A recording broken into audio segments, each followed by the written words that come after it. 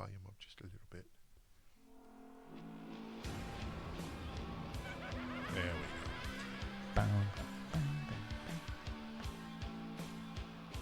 go.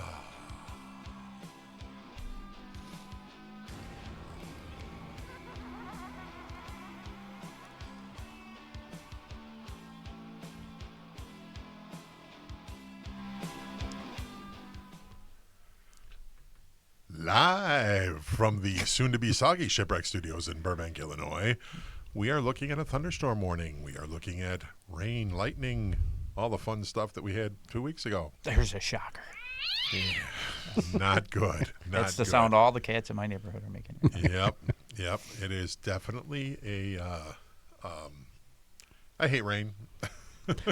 I hate it. Absolutely hate it. Well, I don't hate it so much as I am driven crazy by it because of all the rainwater that's drenching the lawn that I so beautifully have got fixed. It does look very manicured.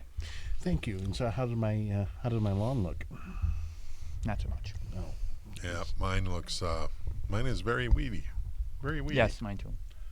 Matter of fact, I have a whole strip. You can turn my volume down just a little bit. Well, that's just their headphones. Yeah, it's kind of crazy because I have clover growing, like an entire patch of clover that I have no idea where this came from. Oh, I get all these mine. mulberry bushes that popped Leprechauns. up out of nowhere. I have dandelions that were literally like a foot tall that grew since the last rain we had. I'm like, and I pulled these things out by the roots. So I went to Duluth Trading. Duluth, we need a sponsor. And I picked up a root slayer to pull weeds. So I'm going to try that this weekend. What is a root slayer? It looks like a combination shovel, spatula, knife, axe. It's like a fork/spade that you just dig under and it grabs the root and takes it all out instead of I got popping it off the root. Supposed to anyway. Yeah. So it's the root slayer. I like this root slayer. It's just way too much work for me. I'm just cutting them. The Rain and Blood root slayer. Oh, the weeds this year are unfriggin' believable. I got one on the side of my house because I don't go to the other side of my house very often. Only when I cut the grass, right? So I haven't cut the grass in like 2 weeks because of the rain and everything. So I'm like, okay. The other day, was it yesterday? I cut the grass, and I go on the side of my house, and there's like a 4-foot bush thing growing that wasn't there 2 weeks ago. Oh, I know. And I'm like, okay, how did this thing grow this tall? So I probably shouldn't say that. I poured gasoline on that motherfucker. I was like, At the price of gas, you shouldn't. well, I got gas in the garage that. Old gas? Old gas. So I'm like, got to get rid Well, of the it. funny thing is, I was at the cottage, I don't know, a couple of years ago, and this old hillbilly comes driving down the street, and he sees me outside, and he calls me over to the truck, and he says, "Hey, boy, you ain't got no old gas laying around that you don't want no more." I said, "I got 2 great big steel cans. Give me that right now. I'll give you $40 for it." I said, "Okay." So he gave me $40 for this 2 old gas cans full of, old gas. And I said, by the way, what you got? He goes, "I got weeds. It'll kill them." I thought it was going to be And moonshine. I said, "Well, aren't you worried about, pollution? It came from the fucking earth, you idiot." Hey. The man has a point. Yeah, he did. So I just, and then he drives down the street every once in a while. He'll check over, and he had made friends, everybody on that street. So when they get their old gas, he just goes up and he pays them for it. That's amazing. He goes, "I'd rather get this here than some chemical I don't know what I'm putting on it." Yep. Well, see, the thing is, once you try to burn it, it kind of kills it. But the weeds that I poured the gas on, they're still there. It's been like 2 days, 3 days, 4 days. Yeah, 4 days, and they're still there. They just sucked that gas right up. They were like, Maybe it's something to do with the old gas, real old gas. I don't know. I mean, because he doesn't burn them. He just lets it sit. I don't know. It's just crazy. Absolutely crazy. Just dealing with this storm stuff, man. I'm mentally and physically, I am just exhausted. I still have a generator, by the way, that I got to get. I had nobody to load it in the truck tonight. I'm the only one home, so I got to get that back I'm more worried about over. the cords and the gas. Oh, I got the cords. They're all secured and everything for you. I got the cords. So And the gas. I'm running out of gas at my lawnmowers. Really? Yeah, I got to fill that can up. I think there's like 2 gallons in there. I'll fill it up for you before I I'm bring not it worried back. about how much is in there. I just like some. Put it in my lawnmower. Yeah, I will get that back to you when it's dry, and when I have somebody at the house. It's like we've been like ships in the night, man. It's been crazy. Karen's got some boot camp for healthcare going on at her job, and Abby's been volunteering for it. And then Abby's actually, I'm really proud of her. She is a pitching coach now. Oh, nice. She is coaching a 10U pitching. She's the pitching coach for a 10U team, What is And- a 10U team? 10 and under. 10 and oh, Yeah. 10, So 10U. yeah, girls team. So it's funny.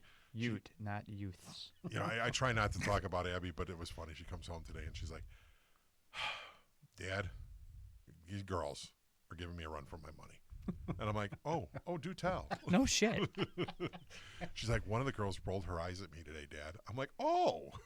I'm like, No shit. I'm like, kind of like, geez, I remember players doing that to me back in the day. Who was that?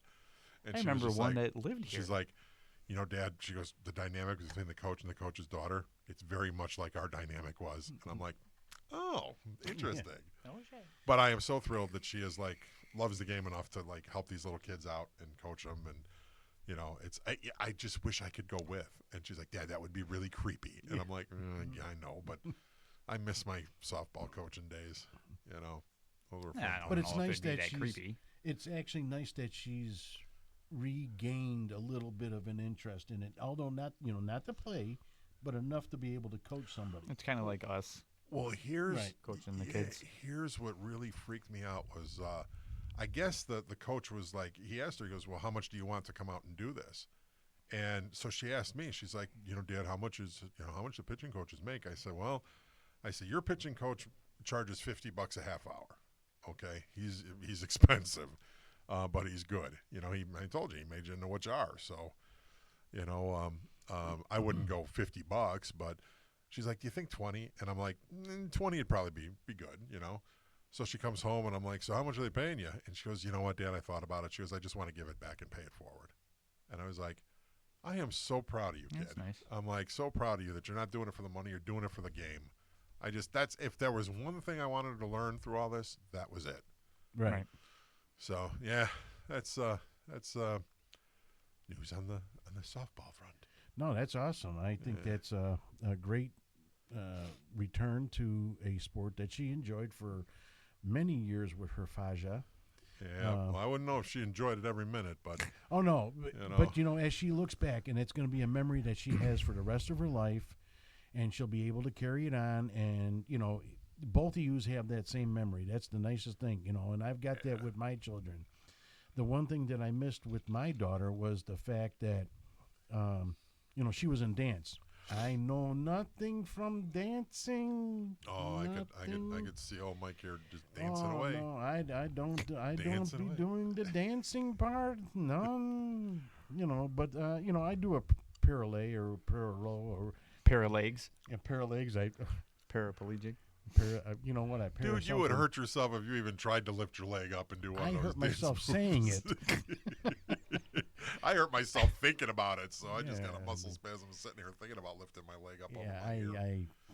I digress. Yeah. But that's what I didn't at least have. I didn't have any interaction with her, other than being able to watch her recitals. I didn't, even going to the practices, there's nothing to see. Right. Yeah. Well, And- most of the time they didn't even let you in. right. Well, they didn't let me in anyway. I do have to admit that that's some of the proudest moments was like watching the girls dance. Oh yeah, and our girls danced together, which was nice. And it was fun because they went together and they did. They did so much together for so many years, and even acting in our haunt. You want to talk about the two creepiest? Toxic twins, man. Oh, I got pictures, man. The one year when they painted up Abby. Oh yeah, Yeah. They but just when it was when it was Kaylin and Skylar, my God. I mean, you looked at them the freakiest thing was watching them when they were in the Browning costumes. Oh my God. They had the facial expressions though. Like they were creepy. Well, and They nailed Skylar just never said nothing. Right.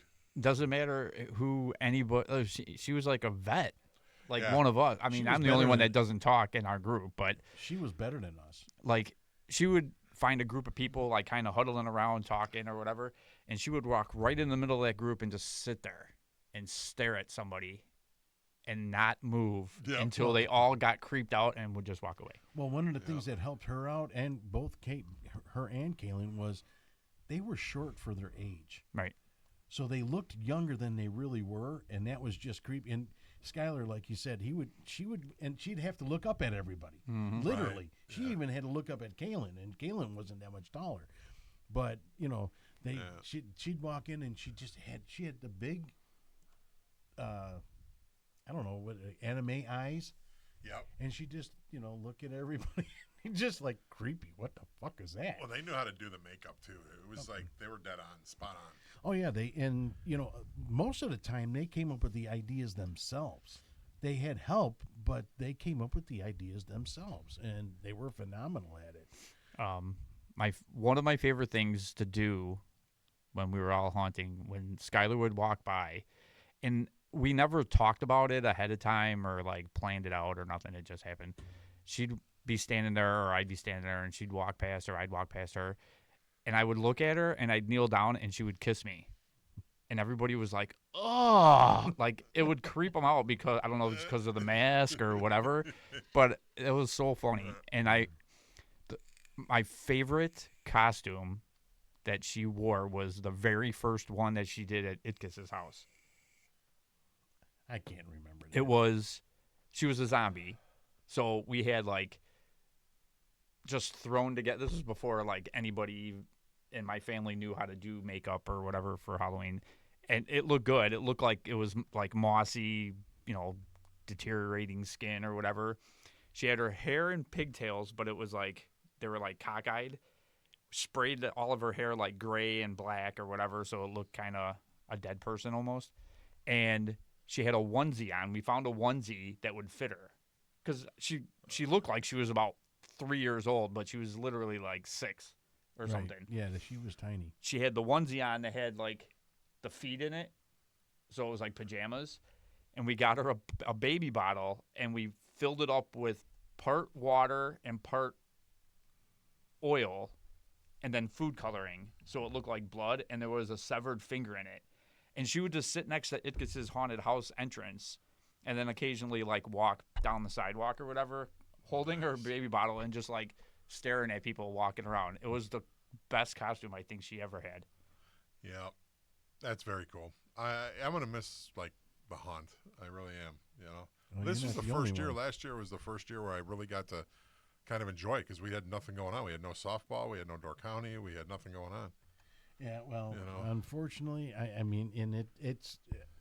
I'm not looking forward to the end. Right now, I still have a year to come up. I got to set up this year, and we have to set up this year, and it's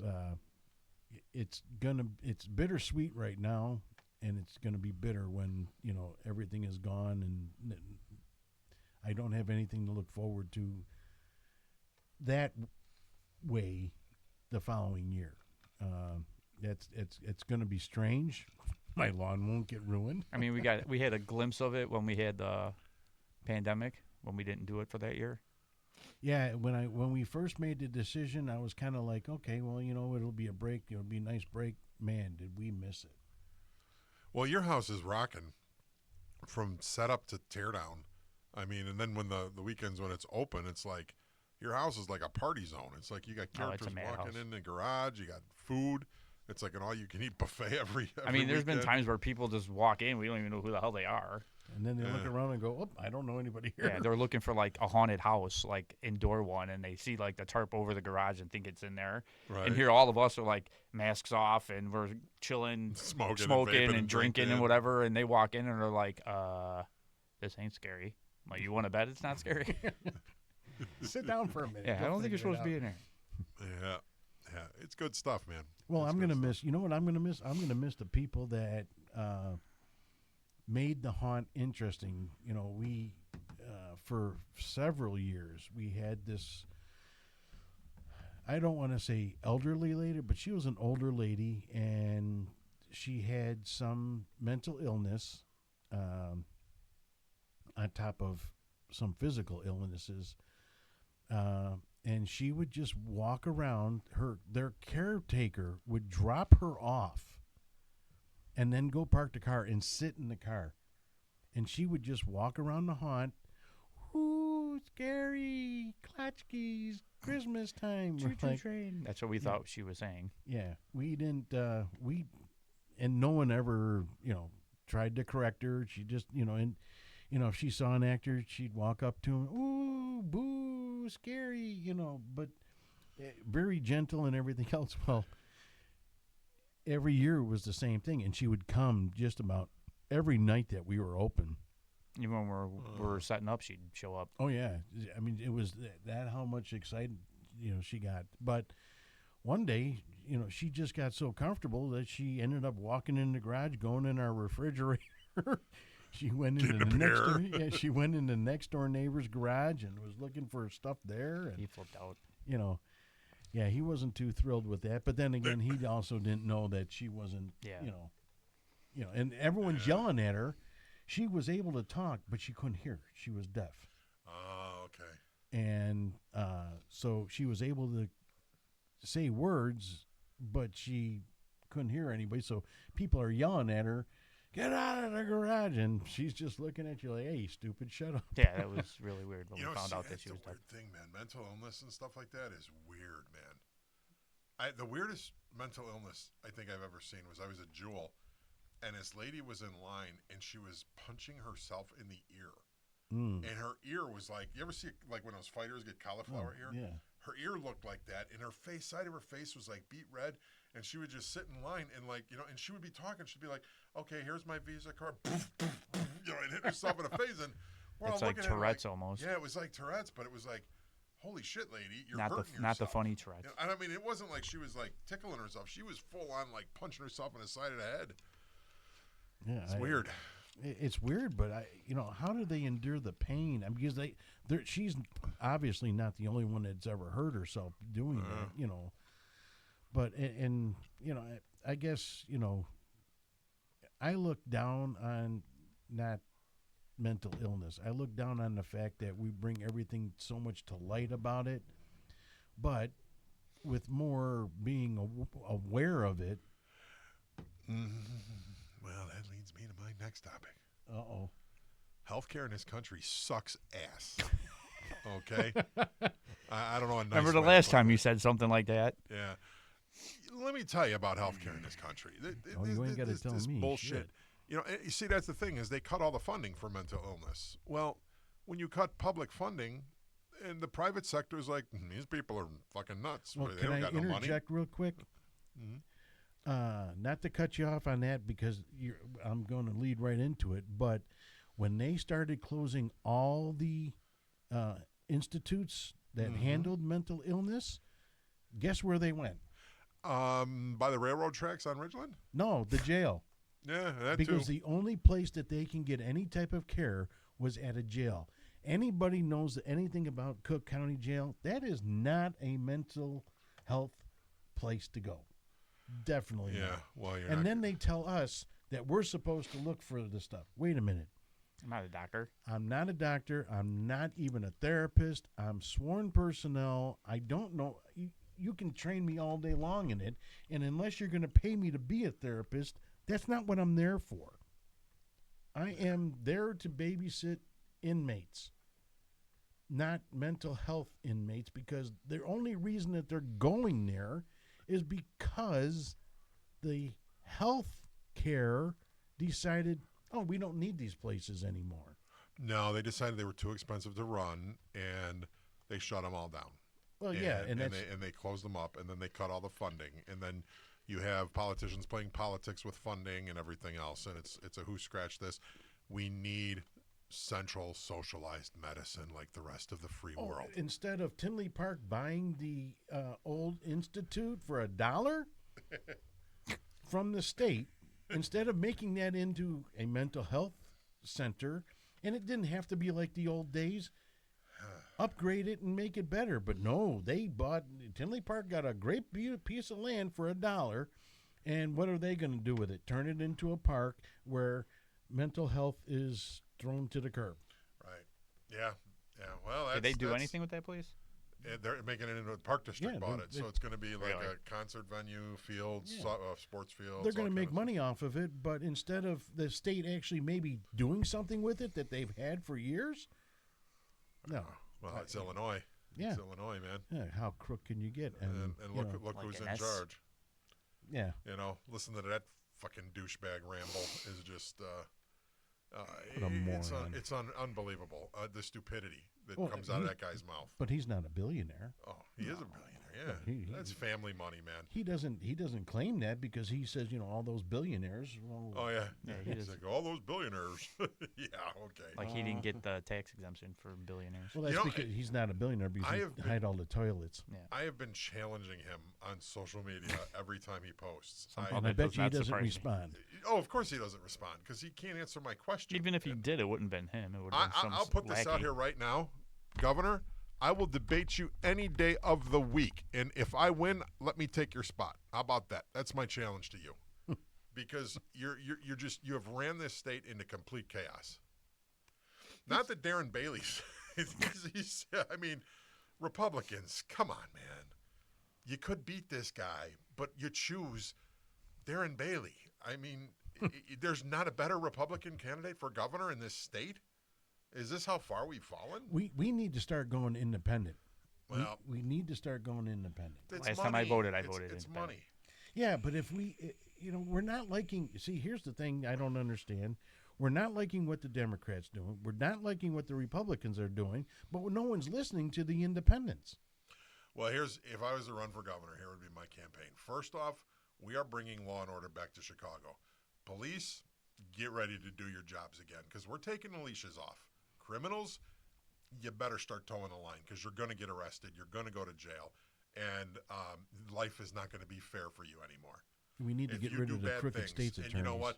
We're gonna bring back things like I hate to use the word profiling, but we're gonna start profiling again.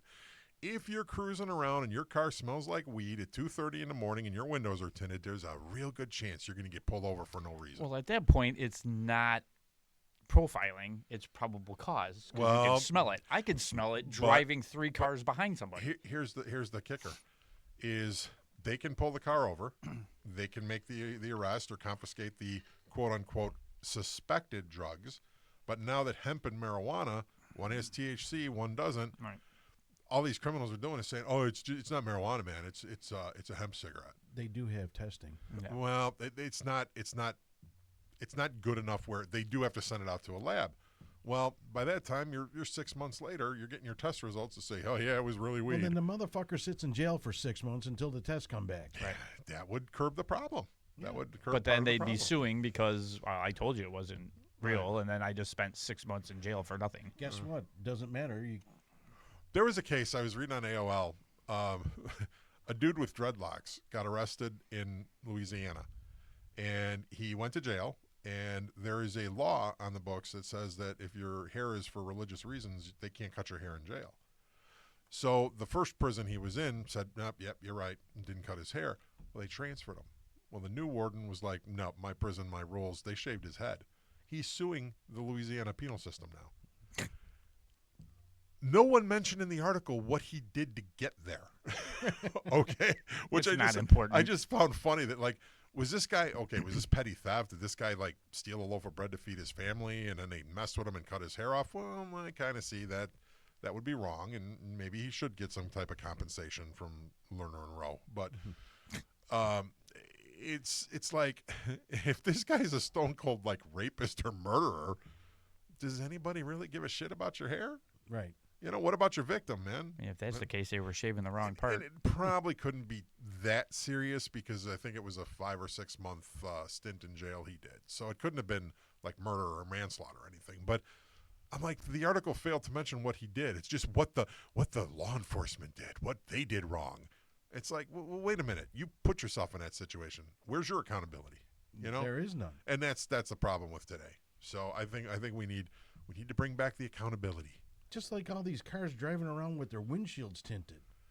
Yeah, that's starting to be problematic. Yep. If I was a kid, well, when I was a kid, if you had your side windows tinted too much, you ended up having to go to court. Oh, I got so many tickets for that back in I the mean, day. they're not going to do that, because it's the way life is now with the cops. That they can't do anything without getting charged for harassment or some Well, other and crap. that's like I was on the expressway yesterday, and I saw I'm going to say a BMW or a, what do you call that? Mercedes-Benz, one of the two. It didn't have tinted windows. It had the driver and passenger. The front windshield was, clear. But the asshole was driving 90 miles an hour, if not more, on the shoulder to go around people. Oh yeah. Oh, yeah. that's completely fine. You're not putting anyone in jeopardy. It's not the law about speeding. It's the law is about safety for others around your dumbass. Well, they just made an announcement through the ISP, Illinois State Police, that they're going to start cracking down on speeders and shoulder drivers. No shit. When? Where you been for the last since 2000? Well, they should also put in that sentence: the assholes on the crotch rockets that like to go in between lanes. You know what though? You can't catch those guys. They're impossible. Well, you'll catch them once the ambulance has to scrape them up off the fucking Well, ground. That's when you get them. Dude, I was coming home yesterday, 87th and LaGrange, right? Lights green, cars start going. All of a sudden, I hear 3 crotch rockets out of nowhere. Right in between both sets of cars, right through the intersection. Oh, yeah. Like, not just down the lane to cut through traffic, but right through the intersection. Well, here's the thing about that. I don't care about those idiots because they're going to kill themselves eventually anyway. But they're going to hurt somebody else in the process. If but they they're do, gonna scar like somebody like a teenage kid driving a car for like their first year driving, and these idiots are gonna cause a wreck and Right. end up getting splattered, and that kid's gonna have to live with that for the rest of their life. I mean, it's look like at the guys that we see all the time coming back from the cottage. oh, if we don't have at least one go zoom past us, Dude, every time I'm driving with Mike back from the cottage, we're just talking or whatever. The radio's not even on that loud, and all of a sudden you hear, and it's a crotch rocket doing like 95 or 100 right past us down 294. Oh no, it's way faster than 100 because I'm I don't doing know. 90. Okay. No, here's the thing. Hayabusa. What happened the last time we were doing that? What did I say? Man, we haven't had a motorcycle. He didn't even get out of his mouth. He's like, man, we haven't seen a crotch. What the fuck was that? That was the that you just talked about. Right. Oh, they get up there, man. Those Hayabusas. It was a Suzuki they're Hayabusa. assholes. All of them. And All of the them. Ninja, the Kawasaki Ninja. Remember those back in the Oh, day? yeah. I remember when Chicken Man crashed his on Kedzie by Marquette Park No, back and in I the day. think I just told you the story about the one that I took from Monkey, and that was, I forgot what that was, a hurricane or some shit. I don't even remember. But no, and here's the problem. The cops are, right. For a long time we're told not to do anything because their hands are tied. They're getting sued. Stop fucking paying this shit. Fight them in court. Oh, it's going to cost us money. Yeah, it's going to cost you money either way you look at it. The only thing that governments and corporations fear is litigation. That's a big pain in their neck. Stop paying this. Stop. The problem is everyone gives in. Right. And then the other person goes, oh, well, you gave in on this. And now you have a paper trail of, well, this is what they paid, and we can get that. Yeah. Stop. Fight it. Well, it's just common sense. We need to bring common sense back because there's Common no sense isn't so there's no common. common sense anymore, man. It's like, especially with Illinois and laws and stuff, man. These, Chicago is riddled with issues right now, and nobody is acknowledging it. Nobody's saying we have a problem. I mean, Well, I want one of these people in leadership to come out and say, you know what, you're absolutely right. We have a problem. We need to deal with this. Yeah, but where is the Chicago City Council? Where is the Cook County Board? Either one of them. Have you seen the Cook County Board? No, I've never seen them, and I worked for Cook County. Yeah, they're. Oh, but you can find their bodyguards. Oh yeah, for sure. And why does an alderman need a bodyguard? Why do you need a bodyguard as an alderman? because all Because the you got to have stupid- something to write off the books. because of all the stupidity that you're making out there, someone's going to get pissed off and kill your ass. I don't know about that. I think it's just stupid. Our mayor doesn't have a bodyguard. You Now know, you shouldn't have said that. I don't think your mayor has a bodyguard either. I don't.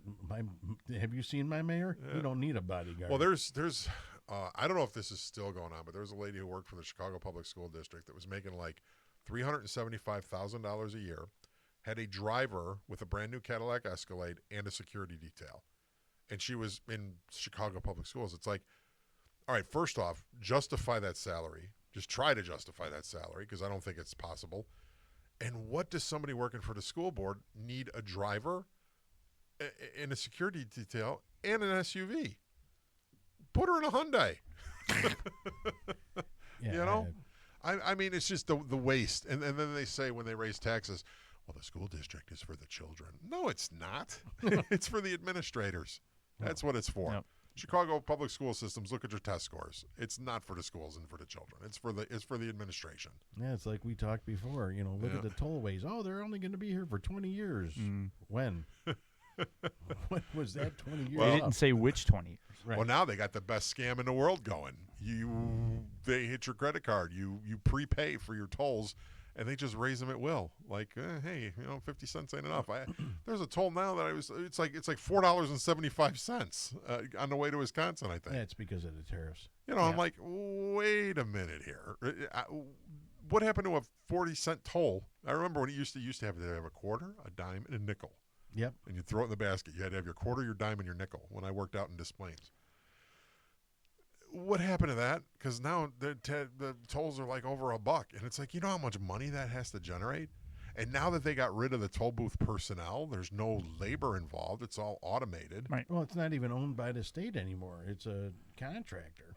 Yeah, it's a joke is what it is. Yeah. And then, when I was a kid, my dad would go through a toll booth, and I want to say it was 20 cents. If it was that, it might have been 10 cents. But one day we're going through, and he throws in like an extra nickel or something like that. And I said, well, why did you pay extra? Well, we got a trailer. Yeah. Hang on a second. Let's reverse this and go, wait a minute. Back in the 70s and 80s, if you saw a camera in somebody's hand, they must have paid a lot of money for that. Right. There was no cameras on the expressway, and my dad still paid the extra when he, threw was the an- automatic. I don't get it. And He's it was an a honest nickel. man. Yeah, he was an honest man. Yeah, he was. But, yeah, it's kind of crazy, man. That stuff's goofy. It's unbelievable. That the healthcare, the condition of everything, and we're not even the worst country out there. I mean, there are other countries, and Ireland right now is one of them that is having big problems. But Ireland is correcting that because the Irish people stood up for themselves. Well, until we start saying, see, here's the thing, is we can say all we want. They don't. I think the majority of people in this country want term limits for Senate and Congress and probably President has term limits, but for Senate and Congress, they want term limits. They won't even bring it up. It's what the people want. Hey, you know what? We live in a world, okay, we're in the digital age now. You can pull this. You can set up a little government website and say, America, we need to hear from you. Do you want term limits? Well, I guarantee you that would be overwhelming. Why don't they do it? Well, because it threatens the power. It threatens the power. Right. So, other things, this nonsense that's going around, the finger pointing, the Iran war, holy shit. Talk about just a mess. It's like, whoa. Yeah, we're in weird times, man. It's strange. I mean, everything that we could be doing, we're not. Right. And- Well, healthcare is just it's a fucking joke. I mean, And I that's don't know what- any other way to put it, but it is a joke. People should be tired of that. Well- they should be tired that they. Well, I can't love the get thing help. when they use the you can't use that verbiage anymore. That when these countries in Europe, you wait forever for a doctor. No, you can't use that no more. My doctor passed away in April. I have my new doctor appointment in November. He was booked until November. So tell me again how the European system is so far behind. Right. Tell me that again, please. And the healthcare keeps telling, or the pharmaceuticals keep telling the insurance companies that this is how much it's going to cost. The insurance company is in turn saying, well, we don't want to pay that, and they cut your medication off. So how is this making me healthy? It's not. Well, here's the other deal, man. And I always tell people this about insurance companies. Insurance companies are not your friend. Okay, when you have a claim with an insurance company, you get an adjuster. And the adjuster, their job is to adjust your claim. That's the name. Now, what do you think that actually means? Get it to the lowest price possible. The lowest price possible. Okay, so when you pay your premiums, now mind you, they're not giving you anything. And I love it when I hear adjusters be like, well, we'll give this to the customer. No, you're not giving them anything. They've paid you they've paid premium dollars Years. to purchase the coverage that you are extending to them. Okay? And you have a written contract of what is covered, what is not covered. You know, now in my industry, insurance companies now, because they're profit driven, they have decided that now there is a special, you have your deductible for your homeowner's claim. So if lightning hits your house, you have $1,000 deductible, $500 deductible. If wind and hail hit your house, you have a 1% of dwelling coverage deductible. Okay? So if your house is insured for $350,000, which most homes in this area are right around that, your new wind and hail deductible is now $3,500. So your $500 deductible or $1,000 that you were used to just tripled. How did this get past our politicians? How did they think that this was fair for the American consumer and the Illinois consumer? Because How? they live in Because they're brick in the same homes. bed. Oh, no. Because the insurance companies have something called a PAC, a Political Action Committee.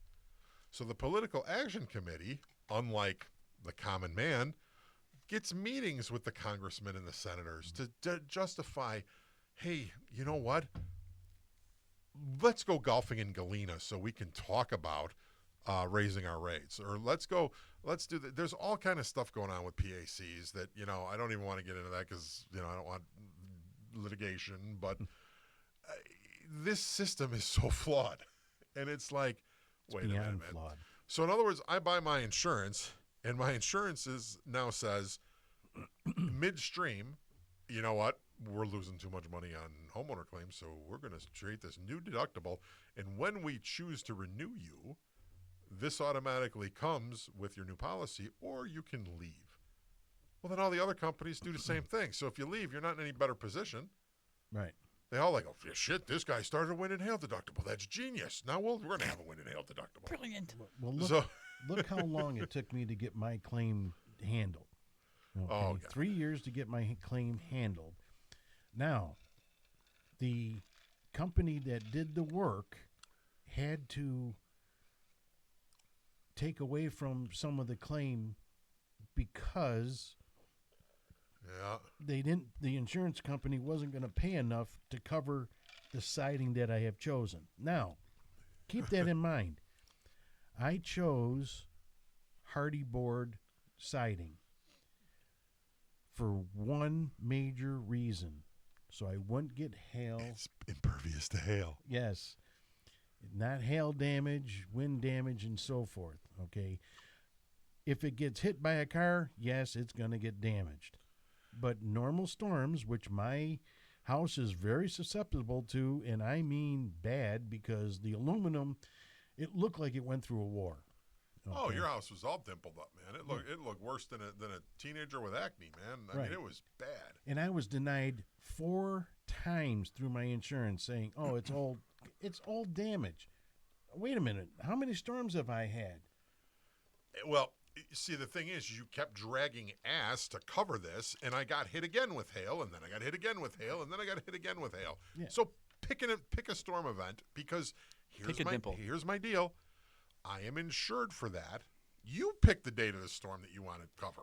I don't Okay. care. Well, here's the funny thing. Now, State Farm, yes, I said it, and I don't care, State Farm called me up and says, "Hey, the date that you picked for a storm, we can't show any hail in that day."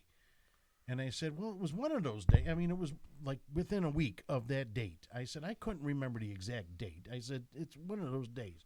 "Well, how about we do this date? This is the date that we show that there was hail." Okay, they denied it. Yep. They picked the date and they denied it. Dumbasses. Yep. Yeah.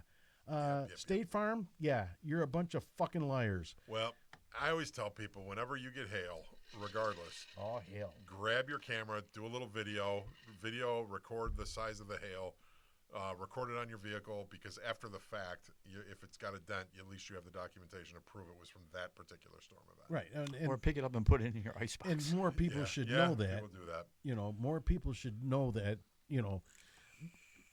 You see, when you are buying insurance, and it doesn't matter what company you come from or, you know, go to or whatever, you believe that you're actually paying for a service, okay? You know in your heart that, yes, State Farm is going to make money off of me because I'm going to go years without making a claim. Hopefully it's a lifetime without making a claim. But when I do, it's going to be real easy. They're just going to go, "Oh, here you go."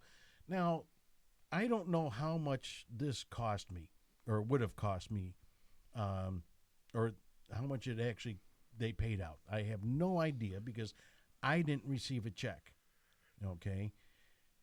I guarantee you it is nowhere near the amount of money that I have paid all those years to State Farm. State Farm denied me till the very end. Then I said, "Okay, I've had enough of State Farm." I transferred to Allstate. After I transferred to Allstate, I had a storm. I called up Allstate. Guess what they did? They covered it. But Wow. for 3 fucking years, I had to deal with State Farm denying me. They denied me roof damage, okay? I never claimed roof damage. I never once claimed roof damage, but they denied the whole claim because they said I didn't have any roof damage. I have a fucking flat roof back there. What roof damage is there going to be unless a tree falls on it? And I have no trees around my house. Oh, the It's- storm it's you had crazy, the other man. day, you could have had one in your. I could have had Oh, one. you should see the damage from that storm, man. Holy crap. I was in, was it Alsop or Oak Forest? And it looked like a war zone Yeah, Alsop still. got And this hit was bad. last week. This was like late last week, Friday. I went through this neighborhood and I was visiting a customer and I looked and I told the lady, I said, "This looks like a war zone here, man. You guys got hit so hard." And she was like, "Yeah." She goes, "And this is probably at least 75% cleaned up." Well, I mean, this community had like really old trees, and those old trees were just snapping. I mean, that was vicious. Over Vicious. by Oak Park, by your old neighborhood. yeah, I don't know if it's like an old firehouse building, yeah. and then there's like a field next to it. On Oak Park Avenue? Yeah. I drove past there today. That whole field next to it, it's like they picked up the branches and they didn't have room to like chip them all. So they just picked them up, and there is a stockpile as high as that old fire building. Wow. Jeez. And you could see where like they've came day by day and like took parts of it, because it's not a mound, it's like a mound and then a half, That's crazy, man. and it's still huge. What's crazy is that firehouse has been empty since before I was brought to Oak Lawn. What are we still doing with it? Why is the firehouse still standing? It's not even a firehouse. I mean, it's like a single. Yeah, it's truck. like a shed thing or something. Yeah, but it was a But fire. I that's- mean, that's where they kept the fire. I only truck. guessed. That's what it looks like to me, so that's why I said it. No, it was definitely a fire, and because when I was a kid, the lights were on, and there was no truck inside it. And why do we still have that? Why is it still standing? Why hasn't somebody purchased it for $1? It's a front. It's a front. Oh, of you it. know what? I always wanted a picture, buy one of those like old warehouse buildings for $1, and then build a state-of-the-art, cool-ass nightclub. I was just gonna say that. This isn't even big enough for that. No, You know? Yeah, it's like, well, Yeah, you could figure out how to do something in there. I'm sure. You'd You fit know what, maybe I 50 I people. just in have there. have a nice little sports bar, man. Just a place for people to hang out. And No, you know what? I would make it a podcast studio podcast studio would be nice. where other than just our podcast can go. You have enough room for several different. Everybody podcasts. brings their own You know, computer and Back in the day, there were recording studios. I'm surprised that somebody hasn't ran with the idea of a podcast studio. Well, they do. They have them, and it's downtown Chicago, and they're very Go expensive. figure. But they Pumpkin do supply. Studios. It'll be $135 an hour and $50 an hour to park your car. And if you want to grab a cup of coffee, that'll be $12.95. And if you want to eat, oh well, that's another if you want- $150 for the three of you. If you want sugar and cream in your coffee, that's another $35,000. From what I've checked into, because I have checked into it, you are moderately priced. There you go. Doesn't surprise me. Yeah. No, Yeah. I mean, but yeah, Yeah. whatever happened to Pumpkin Studios? Why did they tear that down? They tore it down when they built them all. No, but no. It was You know not what's still that. around? 35th Street Studios is still around. At least the sign's still on that building. Yeah, Pumpkin Studios is where the Irish store was. Oh yeah. You're too far that way. There was a studio too on Southwest Highway in Oak Lawn. There was a little recording studio over there too. Yeah, we used to record. God, we used to record in Bob's basement. Bob had a nice setup. He had his own recording studio. Now it's like everybody's got digital. People record in their basement. Oh yeah, everybody has you a know? studio. I mean, there are some studios out there like J.C. Strelo. She got signed and she's in a professional recording studio recording her new album. look at Shipwreck Studios. Shipwreck it's Studios. solid. Solid place here, Shipwreck Studios. Yeah, with our kegs of ale. Oh, shout out to the Tartan Army. I don't know if they won today. I think they might be going back to Scotland. Uh-oh. But, man, Scotland, you did me proud, man. I'm proud to be a Scot. I am proud to be a Scot. But his last name is Polish. That's right. I have a Polish last name. But my grandmother's maiden name was Partridge, which is a Scottish name. Not in a Oh, pear tree. you were the Partridge Family? I was the Partridge family. Yep. Ah, gee whiz. I get to see you in those, Gabe. I used to bell sing. bottoms. I used to sing the Partridge in a Pear Tree. I used to say Grandma in a Pear Tree. She's still mad at me. Grandma in a pear tree. You know? Nice. Yeah, that's good stuff, man. But yeah, thank you, Scottish Tartan Army, for drinking Boston Dry and then going down to Miami and really, really wreaking some fun havoc Havoc. there. You know, the thing with the orange cones on the statue is genius. It's totally funny. I'm just glad to see. You know, I I am understand not it. a soccer fan, and I couldn't even tell you one person on this Scottish soccer team. I couldn't even name a name. I'm sure there's like a McElroy on there or something, you know. But I could not even name a player. But I'll tell you something, Scotland soccer team. I am so proud of you because you came to the United States and you actually showed people how to have a good time again, and how to laugh again, and how to be friendly again. It's like, you know, that is, you taught the United States a lesson, and I think the United States, I think we showed the world too that we're a cool country. We embrace things here, you know. When politicians aren't being assholes, the people here are pretty cool, man. They embraced the Scots. They had fun with the Scots. They interacted. This is what America's all about. And So you're saying that we need like the World Cup and things like that 24/7 in our country so that our politicians are just nice and friendly. well, and- you know, so maybe they learn a lesson. Maybe they learn a lesson that, you know what? really? You don't have to be a mean jackass 24/7 because it translates. Politics translates into the real world. And 90% of your corporate executives now are just a bunch of jags, man. Trust me, I know. Okay? And they're money driven and they're power driven, and it's all about money and power and control and dominance in the marketplace and this, that, and the other. None of that shit matters. Okay. Really, none of it matters. Yes, you have to do a good job. Yes, you should dominate your market to a certain extent. But when it becomes your all-consuming thing and you forget how to be kind, and trust me, I know all about that.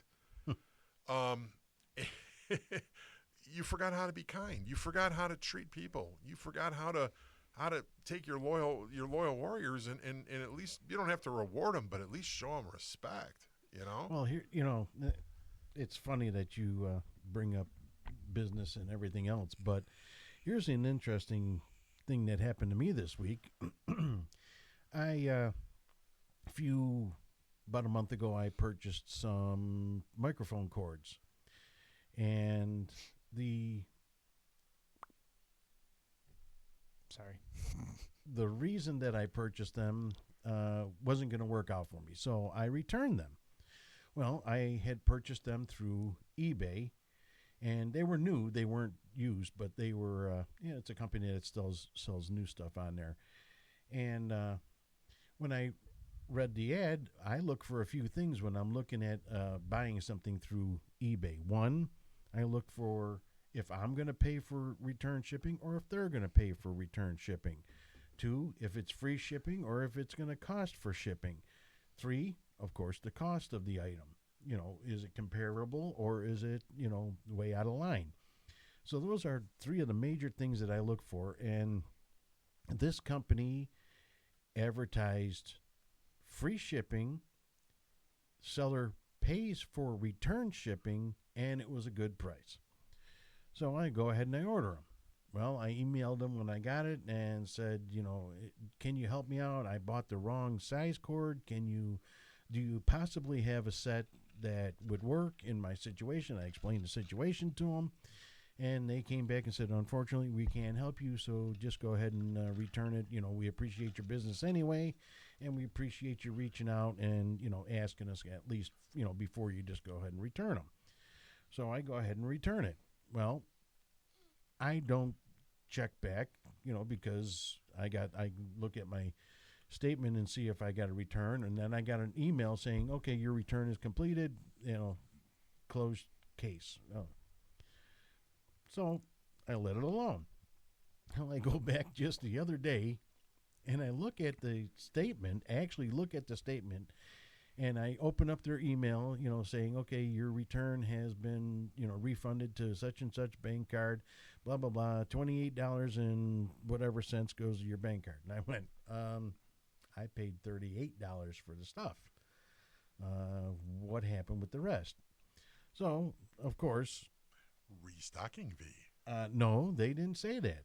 Okay. So I emailed them and I said, hey, I noticed that there's $6 deducted from my thing plus the tax. I said, why was the $6 taken off? So I'm expecting maybe something happened to the package, got damaged on the way back, whatever. I'm like, but I don't know, you guys, when I return something, I pack it better than when it got to me. Okay, their speaker or their microphone cables, you can't do much damage to them. So anyway, they emailed me back and said, oh, the $6 charge was for the shipping.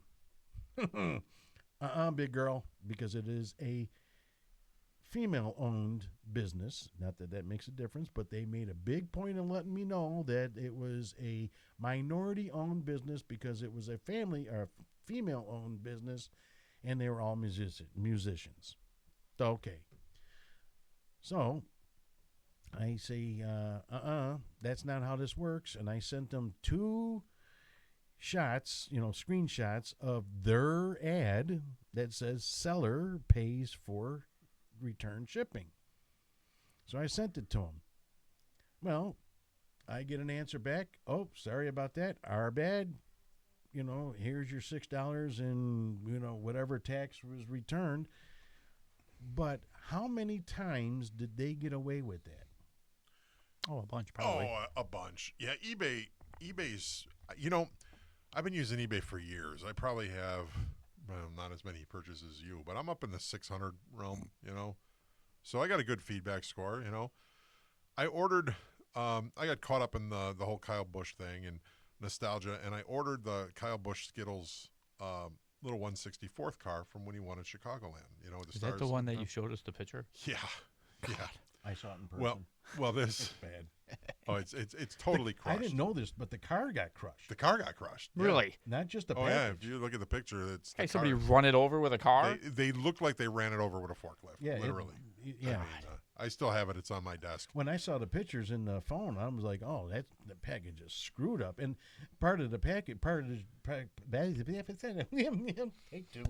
Right. Part of the deal is you want the box for That's part of the collecting it. right. Well, Yeah. part of it is collecting. So, I mean, it was really, and I haven't had a lot of problems on eBay. I think I've had maybe 2 Mind out, you, out it's of not 600. eBay that's the problem. Right. Well, it's the seller. Well, so I reached out to the seller and I sent him the pictures. Now, we all know how tech savvy I am, so I'm MFing this whole thing, trying to get my pictures downloaded onto the computer so I can move the file into the email to send to the guy and all this. Well, I finally figured all that shit out.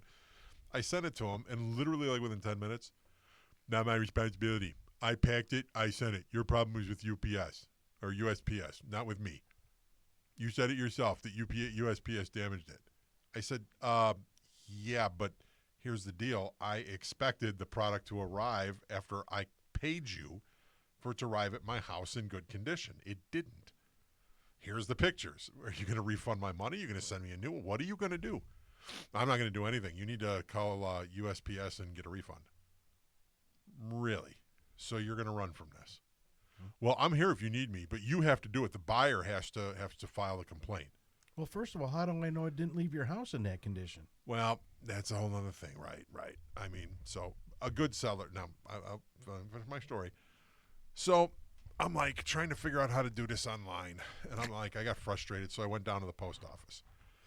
And the post office lady looks me straight in the I brought the little car with, and she goes, "Oh, geez." She's like, "They really messed this up." She's like, "I'm sorry, though. You have to do all that online." I said, "What if I told you I didn't have a computer?"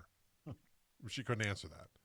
So I'm like, now, so if you're a senior citizen and you don't have a computer and you buy something and you need to file a claim on it because it got shipped to you, you're SOL, or you got to go to the library and figure it out, Thank God we have a great library that helps seniors with stuff like that. But Chicago Ridge Library, you're the best. They are truly cool. Little plug. Yeah, a little plug for them because they are awesome. But anyway, so as I'm walking out, this guy comes walking in. I thought he worked for them because he was bringing in a whole bunch of packages, and he was just dropping off, and they knew him. And he goes, "What happened?" He goes, "Where'd you order that from?" And I said, "From eBay." I said, "And the seller said that I have to be the one to file a claim." He goes, "He's lying." I said, "Uh-huh." He goes, "And that box is way too small." Because it was literally, the box was just a little bigger than the box the die-cast car comes Right. in. He goes, "That's supposed to be in a 4x6 box, so the entire label is showing." He said, "The way he wrapped that label around there," he goes, "that's totally wrong. He should have never shipped it like that." I said, "Really?" I said, "Well, what do I do?" He goes, "Well, he goes, you're kind of stuck." He goes, "He's an ass." He goes, "You're going to have to file the claim." He goes, "It's not that hard. Just take your time, do it online." He goes, "And usually they'll send you a check within a couple weeks." I said, "Oh, okay." I said, and he goes, "And the seller?" He goes, "Leave him negative feedback." I said, "Yeah, but then he'll leave me negative feedback, to be an ass." He's like, "So what?" Yeah, you're a buyer. And I'm like, "Oh." I'm like, you're probably right. I mean, you probably could have put a claim into eBay itself. Well, I blasted him with negative feedback. He never responded because I called him out and I said, "I went to the post office." I said, "I found out 2 things. Number 1, he shipped this package wrong. It should have been in a 4x6 box. It wasn't. And 2, he could have filed the claim and got my money back and refunded my money, but he chose to run from this." I wrote a scathing little negative review. He never responded. He doesn't have to, Yeah. and it's going to hurt him in sales. I doubt it because I think he's got 3 negative feedbacks. I'm one of them. So, he doesn't have that bad of a score. So I think people. Yeah, but how many people have not purchased because of those 3 feedbacks? Yeah, that's probably true. And I put the pictures of the crushed shit up there too, man. I made sure to put the pictures up. So there was no denying that this guy ran from this and was an ass. But yeah, that was the first. I mean, I was so heartbroken when that thing arrived because they're really hard to find, and they're starting to get to be real pricey. Right. And it's like, oh man, Now you got to do a search again. Yeah, now I got to search again and wait for a good deal, and it was like, Or you can just come to my But- house and look at mine. You got the one with the stars on, stars and stripes on it. Mm-hmm. Ah, Wow, nice one. some friend you are. Yep. Wow. I said you could come and look at it. Oh, that's nice of you. The man likes to feel and touch his own. That's on him. Hey, He's not coming over and touching and feeling mine. It's not wrong. I mean, It's not wrong. he offered. I said looky, no touchy. So speaking of NASCAR, did y'all see the douchebag open wheel driver Noah Gragson get into it after the race? No. Oh, it was nasty. And you know what? New NASCAR fans, y'all suck. You all suck. Just go back to watching fucking soccer, okay? Because we don't Wait a want minute, you you were just like putting your people's soccer team on Right, a well- pedestal, and now fuck soccer. No, not fuck soccer. Fuck the fans. These new fair weather NASCAR fans, you're idiots. Okay, Noah Gragson. All right, love him or hate him, Noah Gragson is a championship caliber driver in the Busch Series. He missed the championship in the Busch Series by like 10 points or less. He was a driver for Junior. Junior does not hire schlubs. He got a really bad deal with the politically incorrect bullshit over at Legacy Racing. Don't say that. He did it himself. You know what, though? He made a stupid one-word comment, and they took his No. ride away. They did not. He did it himself. He asked to be released. Did he? Yes, he did. Oh, because I know there was talk that they were going to fire him and everything else. No, he And did it- not. who And knows? they even tried to back him, and he said, "I want the release," and they granted him the release. Yeah, probably a good move career-wise for him. Well, that was why he did it, because he wanted to work on getting back into NASCAR. Well, he was in NASCAR. Well, back into Contention, A contention form, team, yeah. whatever. Not that he was. Well, Really it in was, contention ever, but- you know. So this guy Magnuson or something Yeah. like that. He was, and they were racing hard, and Noah Gragson was racing like Noah Gragson. He's a hard racer. He blocks. Well, he kept blocking. Finally, this dude spins him. Noah Gragson was pissed off after the race. He goes up to him and he's like, "The fuck just happened? Why'd you do that to me?" And the guy looks him straight in the face. He goes, "Fuck off." And he's like, no, wait a minute. Why did you do that to me? Do you understand English? Fuck off. And I'm like, you open reel shitbag. Yeah, take Well, your ass back to open wheel. I'm like- That's exactly why, because they bring in somebody like that just to do the road course, Right. and they have no stake in anything in NASCAR except that they're gonna possibly win this race. So they can drive over anybody they want and say whatever they want and tell people to fuck off whatever they want. Well, far be it from me to be silent when I see an injustice like that happening. Here we go. So I get on my little social media page and I'm reading the comments about all these people like saying, "Oh, fuck Gregson, fat little chubby piece of shit, go drink a beer." Wait a minute. Noah Gregson's won more than you, big mouth. Okay. And drinking beer is part of NASCAR. And second of all, Magnus, you're a guest, okay? So I put up in my typical fashion. I said, hey, nice way to come into a sport that nobody knows you and show respect to a veteran driver. Hopefully the next time they see you, they use you like the hockey puck that you need to be on that track. And I hope it's Noah. Right. Oh, I can almost guarantee that something will happen I the can next time. guarantee you they're going to use him like a hockey puck on that track. And what race is this week? Uh, It's Sonoma. Sonoma. yeah. Is he in Another Sonoma? road course. I don't Well- know, but I mean, it's a good possibility. Yeah. Well, Bragson pretty much sucks on road courses. So, He doesn't have to be great to Right. find him. right, exactly. Is my point. Oh. Well, then I get all these NASCAR fans are like turning on the NASCAR veteran driver, and I'm like, wait a minute, guys, this is our NASCAR veteran who this open wheel turd comes in here and thinks, and he's not even okay. This guy's not an IndyCar driver. He's not. He's failed in every Open Series racing series that he's been in. He told his teammate, "Lick my balls" after a race when he took out his teammate. There was video of that online, you know, about like what a douchebag this dude is. And people are taking his side because, like these new fair weather NASCAR fans are like, they actually like the road courses, which I think the road courses in NASCAR are the most ridiculous, stupid form of racing for that type of vehicle. That's meant for open wheel finesse cars, not some heavy ass stock car. You want to impress me? Put them back on dirt, NASCAR. Bring back the Bristol Dirt Race. Okay, NASCAR cars are meant to race on dirt. Open wheel cars are meant to race on road courses. I do like the road course for 1 to 2 races a year, like it used to be, and it was like a novelty. Well, those were my fishing Sundays. I'll just leave it there. When I used to run Sonoma and Watkins Glen, those were my days that I definitely would be fishing because I could care less about a road course. Well, like I said, it was fun to watch a car that wasn't designed to do it, and it was it was the occasional thing. Now they're You just really want to making go for comedy? Watch the Craftsman Truck Series on a road course. That doesn't make any sense at all That is whatsoever. like, I mean, that's just like it's, I mean, if combination of they're dumb- gonna have the road courses, yeah, they only need to have a couple, and Yeah, the one this week was kind of cool because it was on a naval base and whatever. Don't make up fucking tracks. Don't bring it back to Chicago. No. Don't have it in Tennessee. Have it actually a road course at a track. Well, here's the funny thing about that is if you listen to like the drivers or listen to like the in-deep interviews and stuff, that was really cool to have it on a naval base. And the backdrop and the scenery was really It was cool looking. And it was definitely cool with the aircraft carriers there and all the Right. battleships and all that Why stuff. wasn't it on the 4th of July? That's what we were saying. Yeah, that would have been a better deal on the 4th of July. But here's the thing.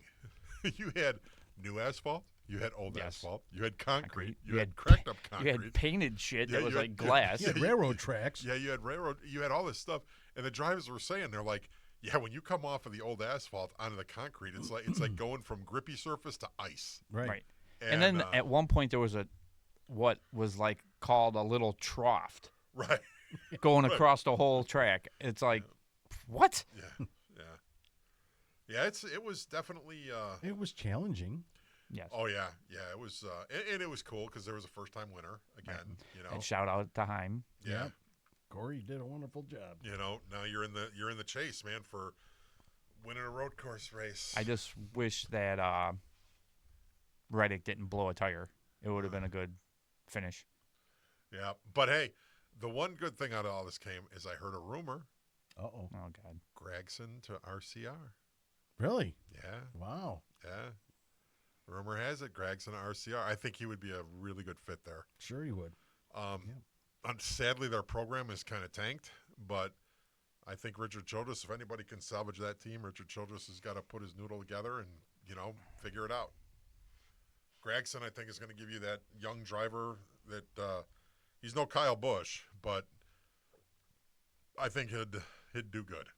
Oh, I yeah. thought Hill was taking over. Hill just took a ride with somebody else. Really? Yeah, Timmy Hill got signed. Yeah, I think he went to Wood Brothers, if I'm not mistaken. Really? Yeah. Yeah. The guy who was supposed to go to RCR signed with Wood Brothers, Yeah, that's which I like the Wood Brothers. oh yeah. When I did my NASCAR party for the Lions, Wood Brothers was one of the very few race shops that actually donated to it, that gave us something, and it was Len Wood, Eddie Wood, and somebody else from the race shop signed a picture for a raffle. Nice. So they were cool. I always got a soft spot for the Wood Brothers because they're a class organization. And then at Hendrick Motorsports, they gave me a mini helmet signed by Junior, Johnson, Casey Kane, and who else was the Hendrick driver at that time? Gordon? Jeff Gordon. Yeah. It was signed by Jeff Gordon, Dale Jr., Jimmy Johnson, and Casey Kane. Damn. Yeah. I remember you showed pictures. You sent us pictures of that. Yeah. Hendrick Motorsports was very You remember generous. that? Yeah. I take statin drugs. Oh, okay. And I also saw today on the NASCAR app newsfeed that NASCAR and the Rolling Stones did a collab, and I guess the Stones is coming out with a new album. Jesus. Are they really?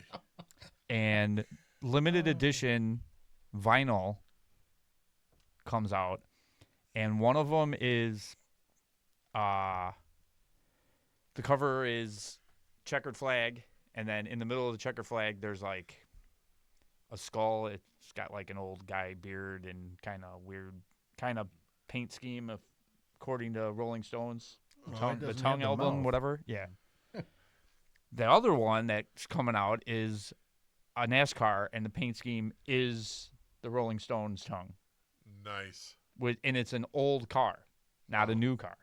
Nice. So it's a throwback. It was actually pretty cool. The song, they play the song while they're like, I forgot the commercial that they showed was Hosevard and like two other younger guys on a bus, and they're like going around doing this and that and whatever, and the song's playing in the background. Hocevar's I think cool. it's called like To that. the Stars. It's actually not that bad. It's pretty good.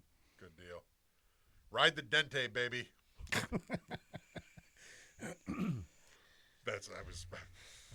I do have to admit, him and his I run around crew- my house now, and I'm like, "Hey, ride the Dente." Him and his crew have like the coolest fire suits. Yeah, Yeah.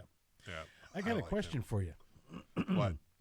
I think Lou and I had the question was, oh yeah, you. Oh, me. Have you seen the commercials for NASCAR with the what was that show with the? Was nice talking to you. We brought it up about the watermelon. Chastain, Watermelon Man? Oh, yeah. Did you watch the race? Some of it. Okay, so they kept showing. It wasn't really a commercial because it was theirs, but it was like in between It whatever. was an ad for their stuff. Yeah, and it was for the movie, right? Yeah. They did like a short. Nice. I did not see No, that. no. It was before the race.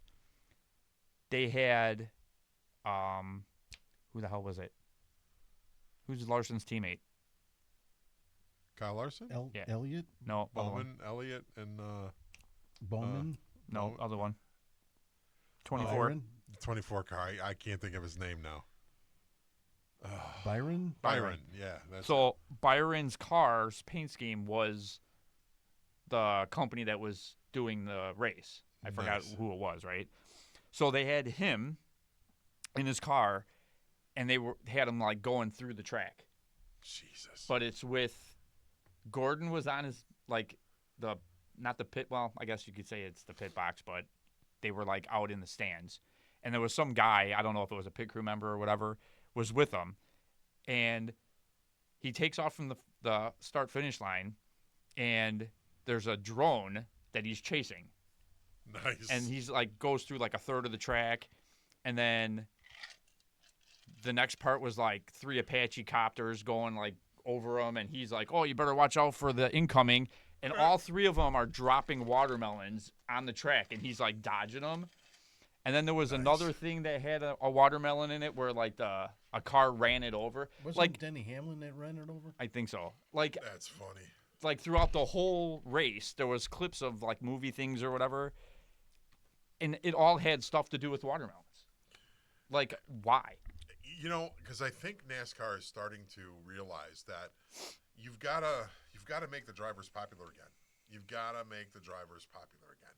The drivers are your sport. So when you get a guy like Hocevar, you get a guy like Ross Chastain with the Watermelon Man, whole thing behind him. Exploit that, man. Exploit it. Have a little fun with it. You know what I mean? Yeah, but what's it mean? That's the whole point. Everyone Yeah. likes running over it, and they're dropping. It makes no sense. But it's the point. It's what does it do? It did exactly what it was supposed to do. It's got people talking about NASCAR. Ask a salesman, get a salesman's answer. That's what you got. And that's what they're doing. They're me- finally getting the conversation started again. Chastain would get pushed over if he actually won. Yeah, I'm really curious to see how this race in Chicagoland is going to go. I can't bring myself to go back to watch that race yet, but maybe next year. But I actually really thought about going to the ARCA race Friday night just to go to the souvenir trailers. No. I'm kind of thinking about it, But I heard I-80's all screwed up over there. It's like Joliet. I know the race sold out this year. It's pretty much a sellout crowd, so Wow. parking is going to be a clusterfuck. Joliet, after 20-some years at that track, still never figured out how to get you out of there. Indy has 5 times the amount of people coming to Indy to watch the Brickyard, and you're literally out of there like back on the expressway in 15 minutes. You're out of your parking, and they zip you right. They close down every street. It's all one way to the expressway. Everybody goes on the expressway, and you're done. You're gone. You're out. Well, You're the on your problem way with that is there's one road there and one road home. home. Well, no, they actually can use the road behind the track. They choose not to. It's like, the people that direct traffic, it's like, Joliet. We used to go. Monkey fucking a football. My dad and I used to go, and we used to bring our sandwiches for after the race. We would set up in the parking lot. We would visit the souvenir trailers literally until they closed. Then we would go back to the car, take out the lawn chairs, eat our sandwiches, have a couple drinks, and then maybe it was still 45 minutes to get out of the parking lot. It was nuts, man. Yeah, I know. I mean, it has never been good there, but Yeah. again, there's one major road there that can get you in and out of that area. And they don't close it down the other side. It's like for a couple hours after the race, shut the road down and get everybody back to I-80 or I-55. Yeah. You know, and if you get in the wrong lane, like the one year we took 80 back and forth, but one year we got in the wrong lane because we got kind of shoved and nobody would let you in because it's bumper to bumper getting out of there. And we got stuck in going like by I-55. We were by the cemetery, the military cemetery, and the Joliet Armory. I'm like, where the hell are we? That was right by my shooting range. Yeah, it was. Yeah, You should have Joliet. stopped by and say hey to my dad Yeah, and my mom. it's a pain in the neck getting in Joliet. But I mean- I'm kind of like, I really kind of want to go see the souvenir trailers. We'll get out there. But I don't want to deal with the traffic. Yeah. You know, it's like. Take a bus all the way to Joliet. from Uber there. for Now, $500. see, if we could find a bar that's doing it, like that has, hey, all you can eat, we're going to tailgate and have a bus. You know, I'll ride the short bus to Joliet. I mean, you know, Shit, you'll get a driver. yeah, for Most real. people that go to Joliet. You know, what probably we do. can do is a limousine one time. Oh, that would be costly. Oh, Yeah. Nah. it would be worth it. See, it's like there's things I really miss, but see, I know this year if I went, it would be real emotional. So, I'm Well, like, this- "Ah, I can't- get that. I can't go this year, But it, I'm maybe probably gonna watch it on TV because also too, this race was. I don't want to talk about it, but Yeah. we won't go there. But yeah, it was. Yeah. All right, gentlemen. Hey, we are pushing our limits here. So We really talked about nothing tonight. we talked about everything Yeah. except nothing. Yeah, there you go. There you But go. that's the squirrel. that Hey, are is we going to in- get one in before the 4th of July? We have to. Yeah. All sure. right. All right. Good. We got to get a lot in before because we don't have much in our bank anymore. We're getting there. We're getting there. We got a bank. So, hey, just want to shout out. Thank you to our loyal fans for watching and listening. We appreciate you. Fan in Singapore, you the best. Fans. Our fan in Singapore and our fan in Mexico. And, yeah. I think I found another one. Came out of nowhere, and I don't remember even where it's at. But man, on my podcast, I have like 6 listeners, and one of them And is two in of them are right here. Yeah. Thanks, Sorry. appreciate that. I'm just kidding. No, Singapore, and then there was another South America, Brazil. Nice. I got someone in Brazil listening, The ladies. and it meant that they listened more than a minute. So I'm happy. Nice. Good deal. Did they have it translated? Tajevu da Sesepupu, eh? That is not Brazilian. Oh, Yeah, so we're going to start trying to, I'm working on Close. trying to line up some guests to phone in and Phone a friend. and say, hey, you know, we'll get some people on here. oh, that would be cool. We got, Yeah. we do got to start doing guest things. Yeah, we got to have some guests on. And shout out to Banshee Defense.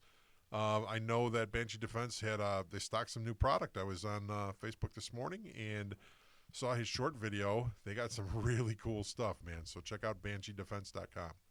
And the CEO's at my house. I figured out what it was. The CEO's over. Yeah, He's visiting. I figured out what CEO stands for. Chief Eating Operations. Chief Eating Operations. Nice. It makes sense. That's all he Yeah, does. That CEO loves to eat. Yes, he does. And smoke Marlboros, apparently. And this grandpa's the only one that gives him special treats. So Ah, the funny thing is, everyone lets him out to do his business, and if those other people don't give him his treat, he comes and seeks me out, and then I'm sitting there, why the hell are you being so friendly? Because all of a sudden he's all up in my face, giving me kisses, and I'm like, what the hell's going on? And then it dawns on me, none of these other people gave you your treat. So So I really hope that like people that are listening to this now get the idea of who Panzer, the CEO, is, and not that it's some guy and he's coming out, going to the it's some, doing his some- business outside and some coming and kissing you in the face, 350-pound man that pisses in the yard and gives Mike kisses. kisses and gets treats from him. Ed, stay home. There you go. Hey, it's not wrong. Oh, But, yeah, it is. Yeah. Especially for the treats. I'll Oh, do it for dogs free. with treats are Roxy is addicted to, like, she's bougie. She will only eat Trader Joe's treats. Oh, see, I don't It's do your that. fault. Yeah, it is my fault. My dog, my son's dog gets nothing but Menard specials. You know, we got to spend more time. Okay, we're not going to end this right now. I, shopping at hardware stores for things other than hardware is something that I've never really done much of, right? Is Menards So- really a hardware store? Yeah. Well, it's technically Is it? it's a home improvement store, There you but go. so I didn't go to Menards because Menards is intimidating to me. It's like They have a piano player. yeah, How could it be do. intimidating? They do have a piano player. So I went to Ace because Ace is the place with the helpful hardware man, That's a right? hardware store. So Wallaby licorice. Oh yeah. Oh my god! The watermelon one. They didn't like have the them all. watermelon. They only had the strawberry. Does Menards have the watermelon one? Oh, they have all. They of have them. all of them. They have all of them. Yes, they All right, do. we're doing a road trip to Menards this weekend. Road trip. It's like 5 'Cause minutes away. Actually, I have to drop off all your outlets and wires, and you have to show me what outlets and wires I need to buy. So we need to do a Menards trip this weekend for sure. Hopefully, all hell won't break loose, and I won't get sidetracked because I never did make it to Bass Pro Shop for my birthday, Father's Day stuff. That's all I wanted. I went fishing for my Father's Day. Did you really? I looked My at my kid- gift cards. My kids, my daughter, love you, baby girl. She said to me last week, she has a job now. Okay. Huh. She is a babysitter in Twin Lakes, Wisconsin. And not a babysitter, she's Nanny. a nanny. I don't want to get that wrong. She'll fire me off the roof.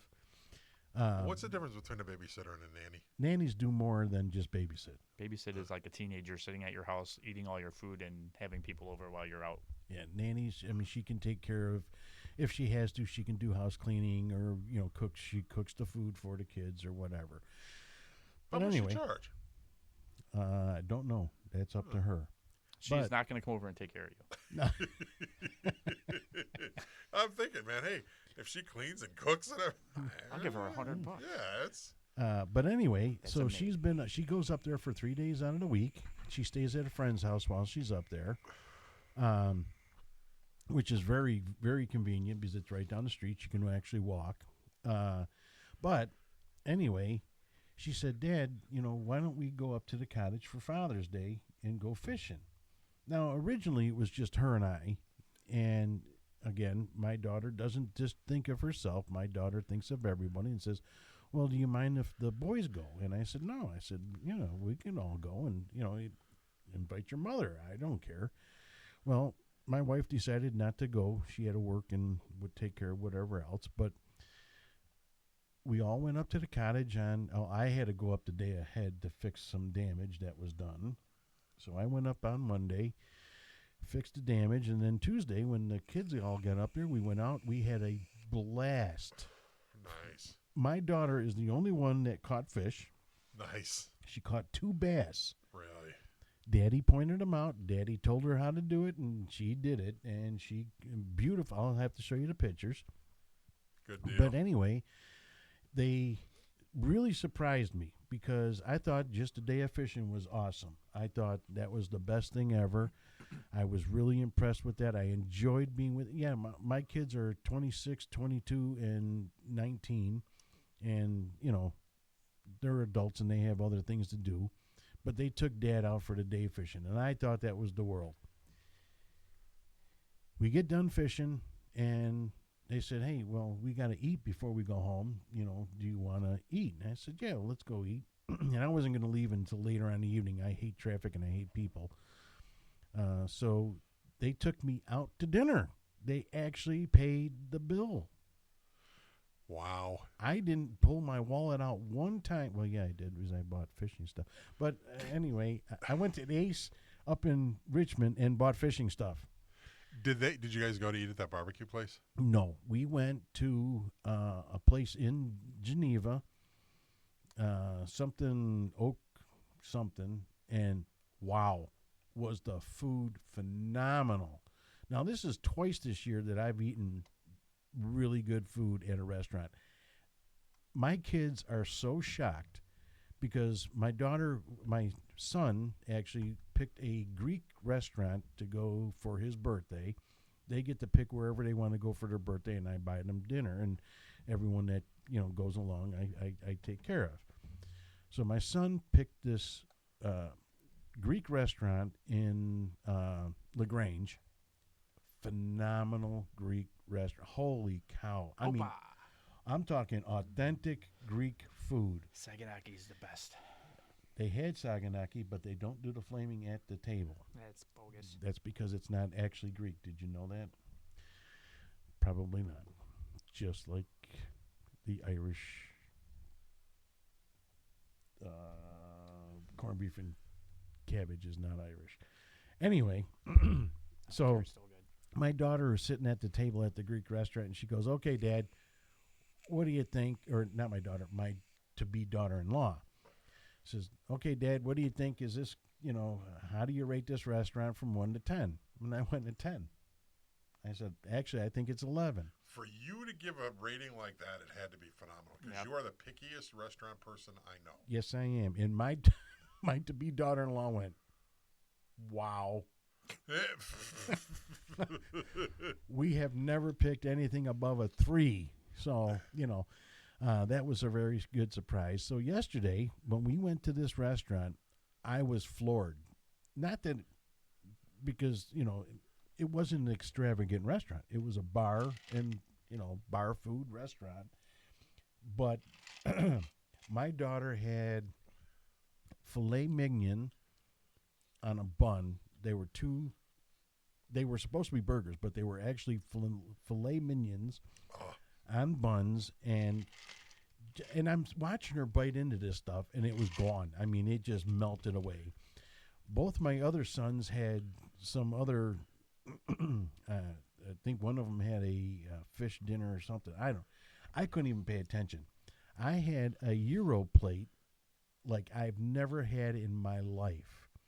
It was beef and lamb meatballs on a pita bread with pickled onions, Kalamata olives, sliced tomato, and the tzatziki sauce off the friggin' chain. Their fries were friggin' awesome.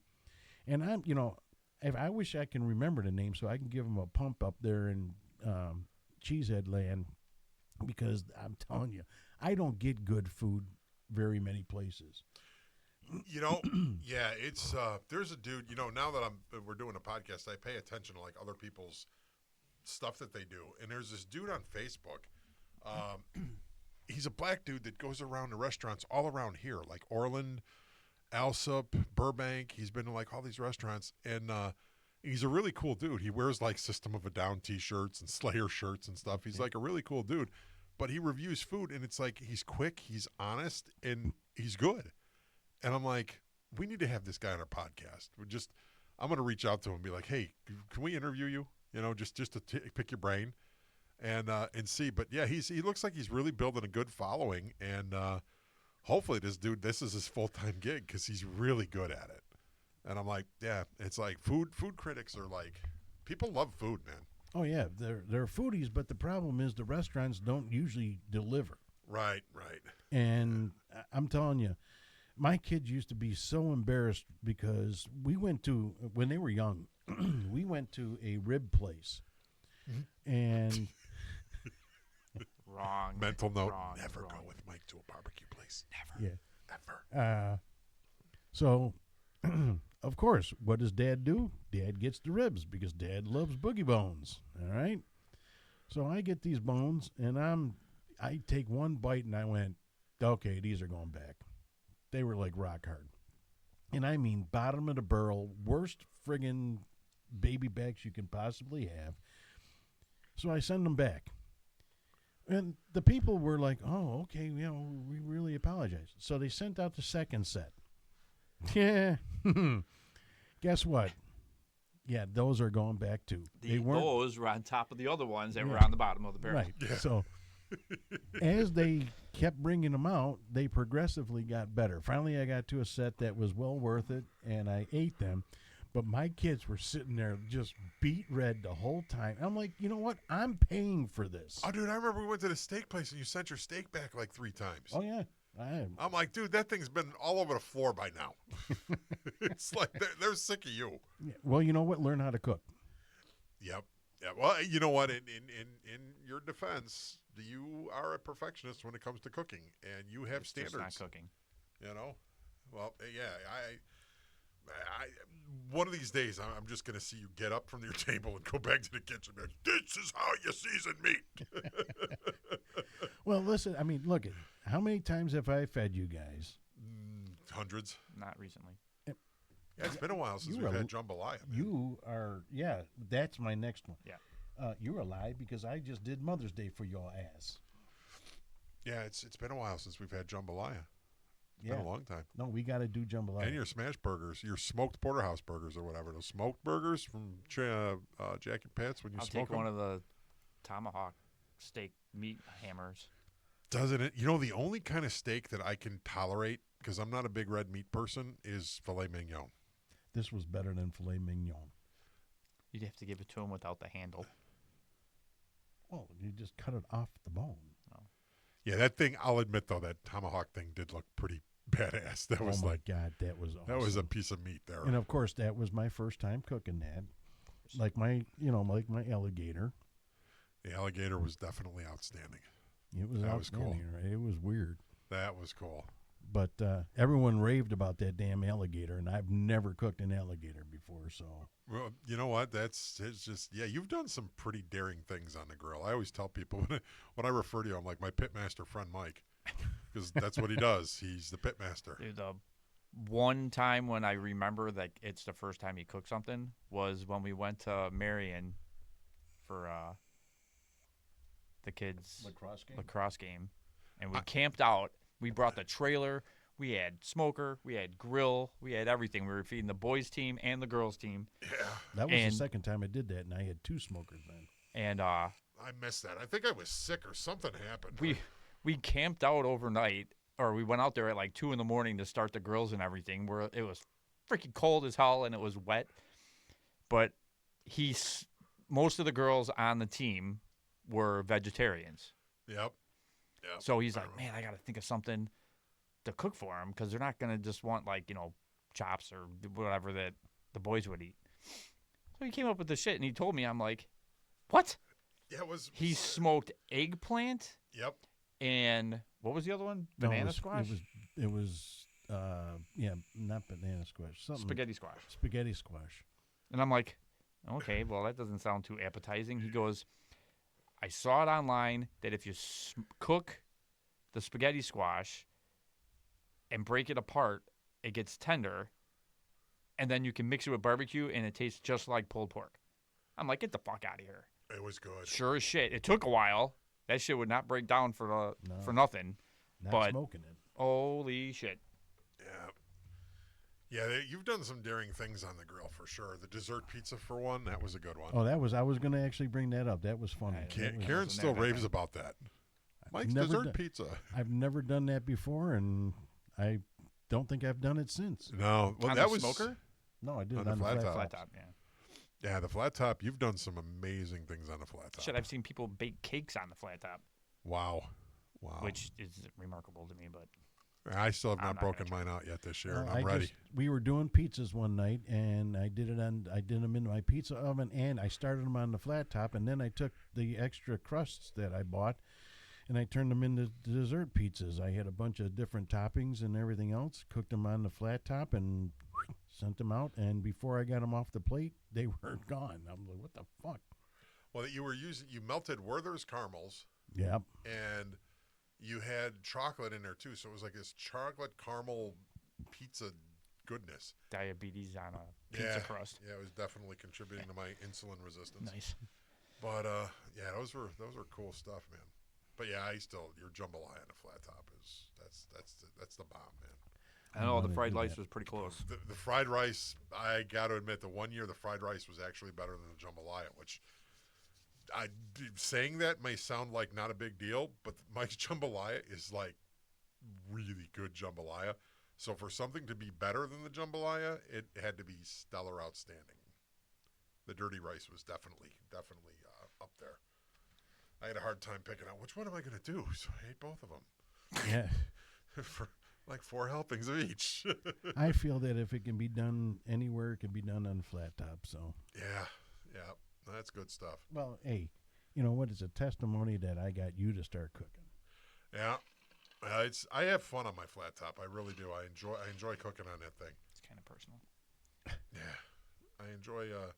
That was my best COVID purchase. It was I bought some really cool stuff during COVID. I bought a tomahawk. I bought my grill. I bought a catcher's helmet. Don't ask me why. Yeah. It's the wrong kind of mask. Yeah. Yeah. All right. This time, can we shut her down? Yeah. Because Let's, we're over an hour and a half, gentlemen. nice. You know how hard it is to break this down? And we will call this 90 Minutes of Madness. 90 Minutes of Madness from the Knot Guys.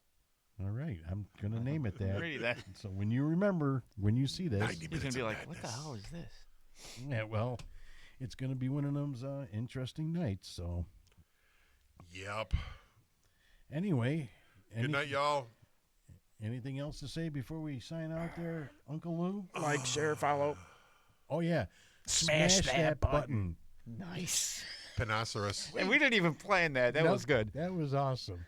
All right. That's awesome. We are out of here like We're a so herd of stupid. turtles. Panoceros. Peace out.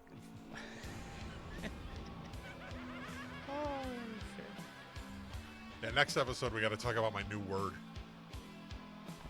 Do I want to know what stopped it is? yet. Uh-huh. I haven't stopped yet. Oh, great. Well, I'm done. We'll leave it for the suspense for next Dun, time. dun, dun. The word of the day. Good night, y'all. Peace out.